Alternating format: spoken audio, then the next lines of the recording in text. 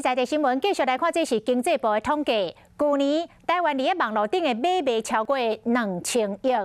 一年是使用大约3万吨的包装，这个包装拢是本数真无环保，所以环保署甲网络购物平台甲物流的业者来合作，为今仔日开始推出会当重复来使用的包装的循环袋啊。这个邮局甲捷运站拢来设回收点，咱的民众收到产品了后，听我甲这个循环袋啊摕到回收点去回收。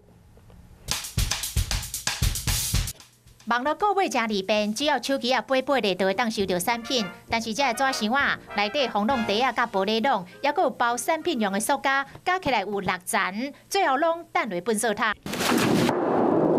2019年，台湾的网络购买超过2000亿，一年使用3万吨的包装。网购低温商品常会用到这个保丽龙，那也会有保冷剂，那这都是比较属于是高污染的一些包装。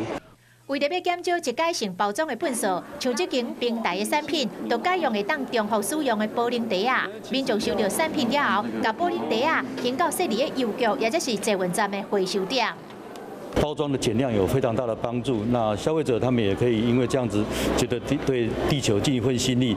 环保署甲4大网络购物平台来合作，推出包装循环袋啊。今仔日开始试办2个月，也不过安尼一来，业者爱开的成本比一改性的包装袋啊加出4倍到6倍，消费者嘛爱主动来参与，所以成效如何，爱个评估。